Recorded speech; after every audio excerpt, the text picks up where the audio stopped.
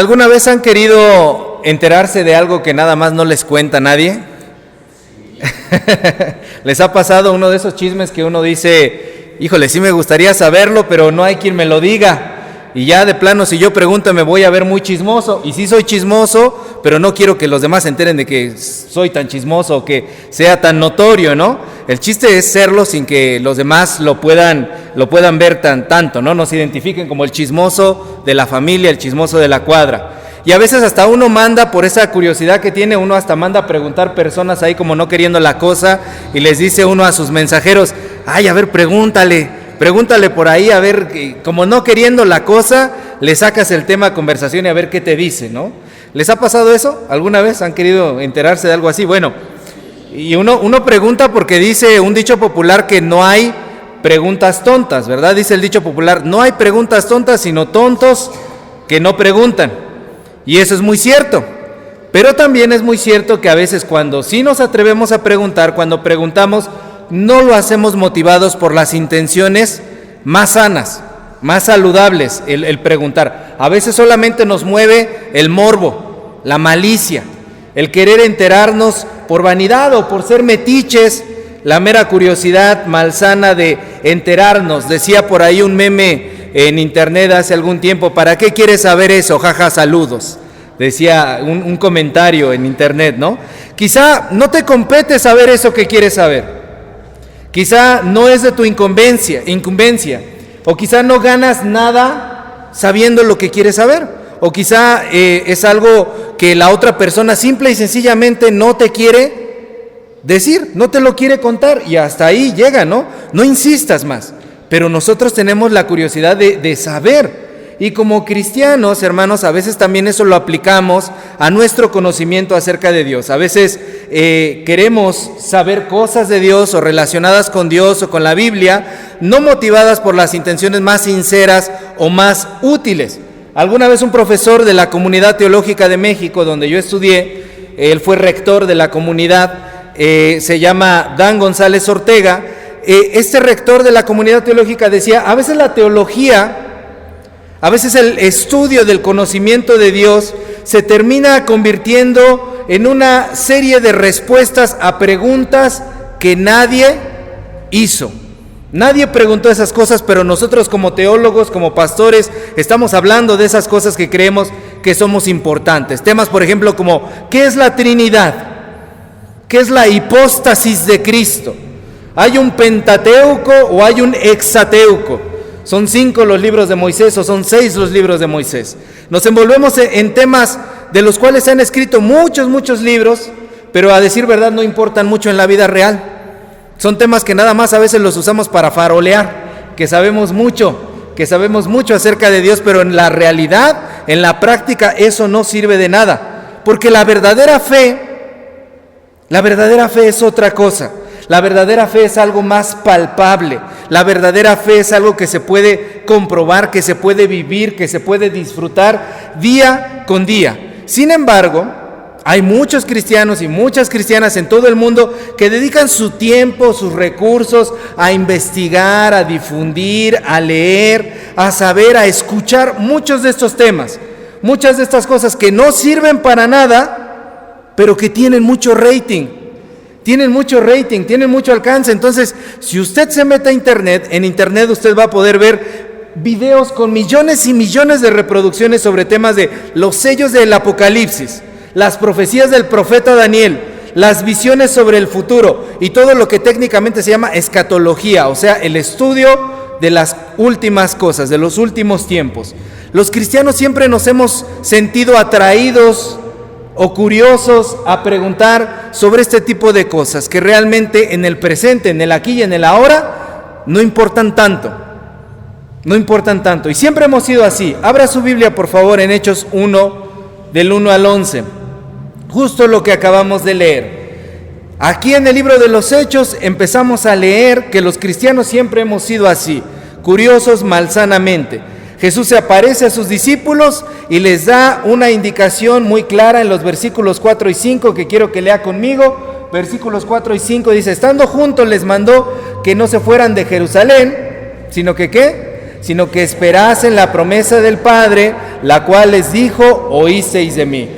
Porque Juan ciertamente bautizó con agua, mas vosotros seréis bautizados con el Espíritu Santo dentro de no muchos días. Jesús le está dando una serie de explicaciones, de indicaciones a sus discípulos. Les dice: quédense aquí, Juan bautizó de esta manera, ustedes van a recibir al Espíritu Santo. Les está dando la indicación. Y lo más lógico sería que los discípulos, cuando están escuchando la instrucción de parte de Jesús, respondan: ¿qué?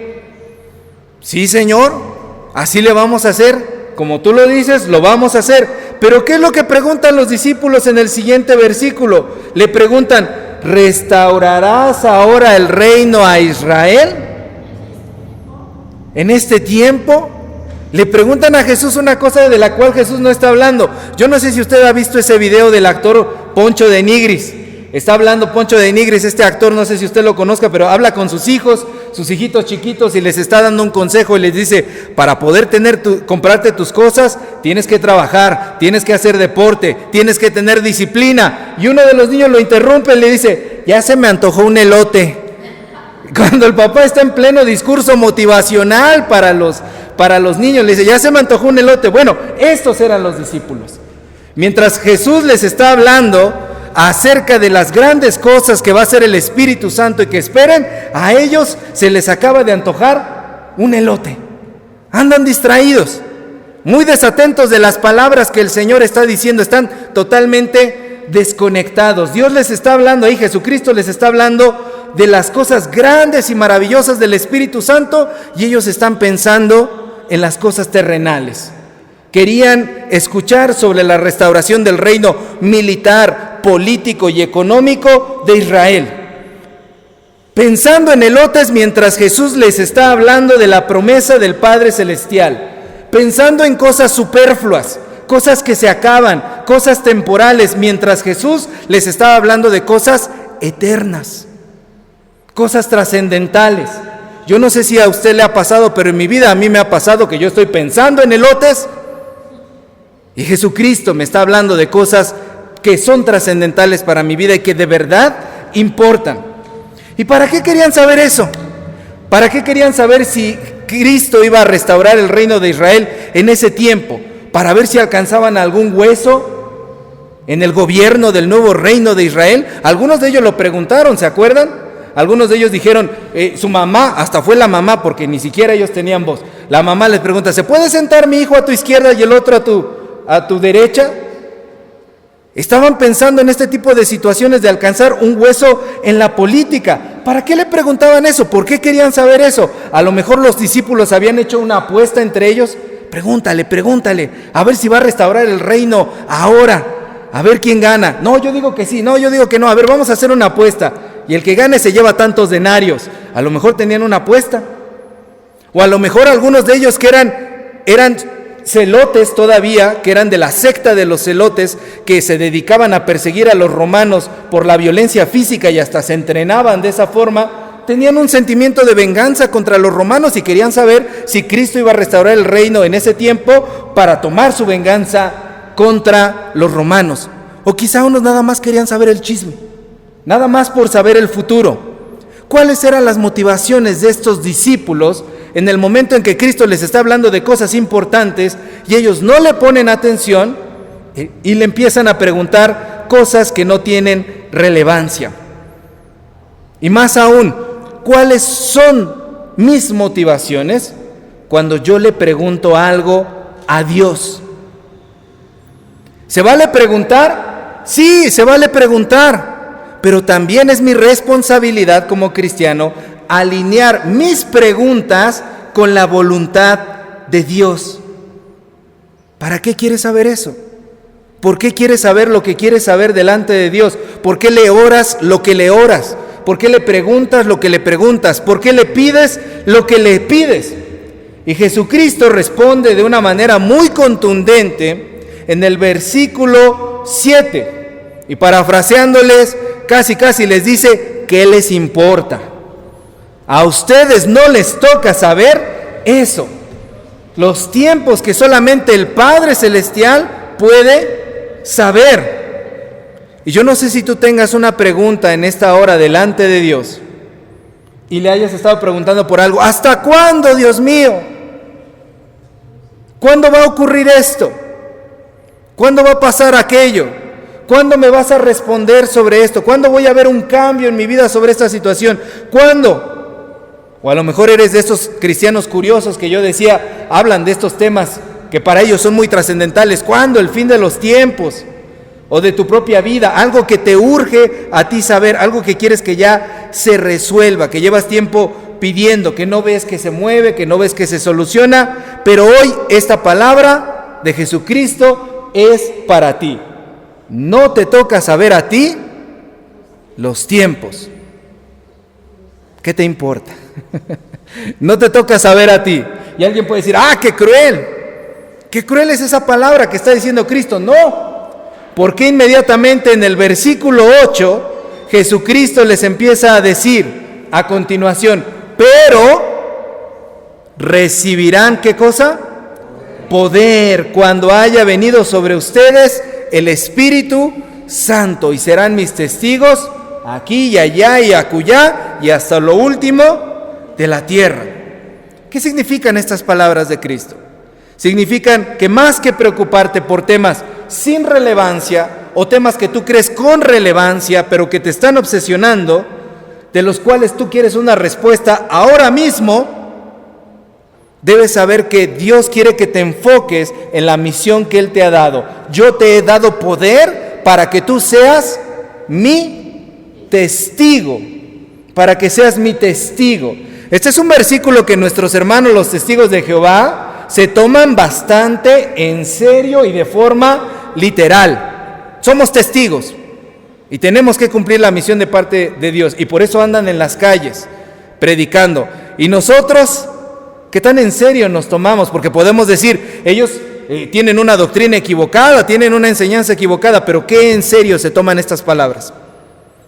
Y nosotros no nos lo tomamos en serio, porque preferimos estarle preguntando al Señor sobre los elotes, sobre las cosas terrenales que quizá no tienen tanta importancia. Y no nos damos cuenta que Cristo nos dejó una indicación, una orden, una instrucción. Dios quiere que tú sepas que tienes el poder para ser su testigo. Eso quiere decir que lo puedes mostrar a todo el mundo en cualquier situación. ¿Cuándo? ¿Hasta el fin de los tiempos? No, ahora mismo. Porque el Espíritu Santo ya ha venido. Para nosotros ya no es una promesa. ¿Y hasta dónde lo puedes mostrar? ¿Hasta dónde puedes ser su testigo? ¿Nada más en tu casa? ¿Nada más en tu congregación? Dice, hasta lo último de la tierra. Así que, hermanos, se vale preguntarle cosas a Dios. Por supuesto que se vale. Pero la próxima vez que tú le preguntes algo a Dios, primeramente alinea tus preguntas con la voluntad de Dios. Sintoniza tu antena con el Señor. Sintoniza la frecuencia adecuada. Para los que ya son más cibernéticos, mete la dirección electrónica indicada. Es que yo quiero saber cuándo se va a solucionar esto en mi familia. ¿Para qué? ¿Para saber si tú vas a tener la razón? ¿Para saber si tú vas a ganar el pleito familiar? Es que yo quiero saber cuándo va a ocurrir esto en mi vida. ¿Para qué? ¿Qué pretendes al preguntar eso? Es que yo quiero saber cuándo va a ser el fin del mundo. ¿Por qué? ¿Porque quieres saber cuánto tiempo te queda todavía para pecar? Algunos cristianos sí somos así, ¿no? Y si Cristo todavía no viene en esta generación, todavía hay chance, todavía hay alguna oportunidad de hacer diablurillas por ahí. No, hermanos, Dios quiere que nosotros podamos alinear nuestras preguntas con su voluntad. Y alguno podrá decir, es que yo quiero saber estas cosas que le pregunto a Dios para entregarme mejor a Dios. Ah, entonces entrégate sin preguntar. Entrégate sin preguntas, no le preguntes cuándo, Señor. Simple y sencillamente, entrégate. Bueno, es que yo necesito hacerle unas preguntas. Bueno, de todas maneras la pregunta no es cuándo, la pregunta es ¿cómo? ¿Cómo puedo glorificarte mejor, Señor?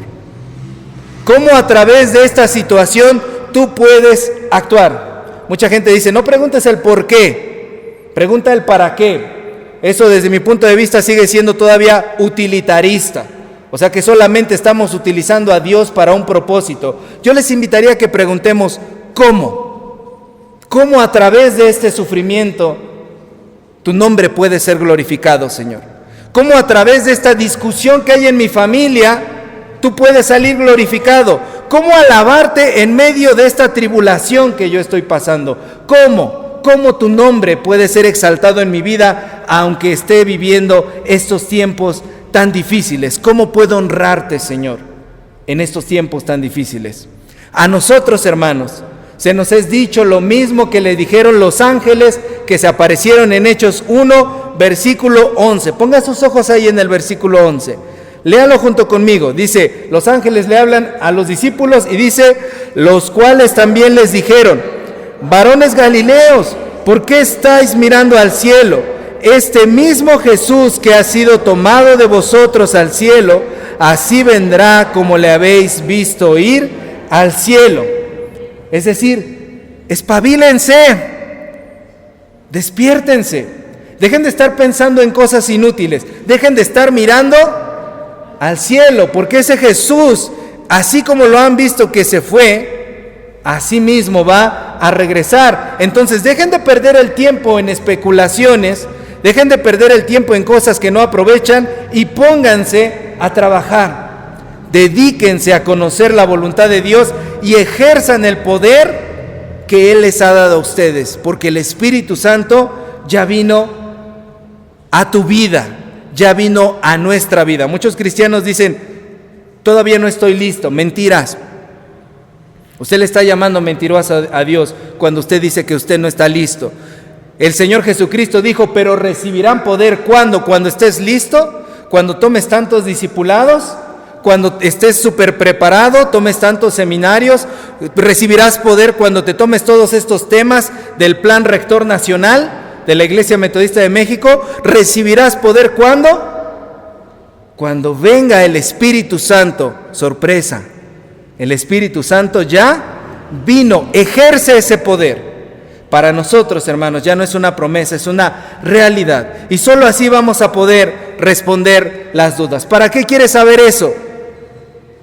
Para estar en comunión más estrecha con mi Dios. Cuando tú le hagas una pregunta, la motivación debe de ser que quieres que Dios te responda a eso, que quieres que Dios te conteste eso, para que tú puedas estar más en comunión con Él. Hay gente que pide milagros. Señor, cúmpleme este milagro, realiza esto. ¿Para qué? Para que cuando el Señor lo haga, tú te olvides de Él. Quiero que me lo cumplas para que yo pueda estar más en comunión contigo. Y entonces el Señor te dirá, pues estate en comunión conmigo desde ahora. La motivación correcta en nuestro corazón debe de ser alabar más al Señor y estar en comunión más íntima con Él, poniéndole más atención a lo que Él está diciendo, para que no andemos distraídos pensando en elotes y podamos cumplir mejor la voluntad de nuestro Señor. Que no se le pase lo que Dios le está hablando, que no se le pase lo que Dios quiere de su vida, que no se le pase lo que Dios quiere actuar dentro de su corazón por andar distraído en otros temas. Pregunte de la manera correcta y alinee su corazón con el Creador, porque solo así va a haber respuestas y cambios en su vida en el día a día. Amén. Pongámonos de pie, hermanos. Vamos a orar. Amado Señor, estamos delante de ti y te damos gracias, Señor, por dejarnos indicaciones y por darnos la seguridad de que tu Espíritu Santo nos acompaña. No estamos solos, nos decías la semana pasada. Aquí estamos, Señor, delante de ti, aprendiendo de ti. Queremos estar atentos a tu voz y no andar, Señor, distraídos. Permítenos ser verdaderamente discípulos que pongan y centren toda su atención en ti. Que tú seas el centro de nuestras vidas y que nuestras preguntas siempre giren en torno a ti para encontrar las verdaderas respuestas. En el nombre de Jesús. Amén.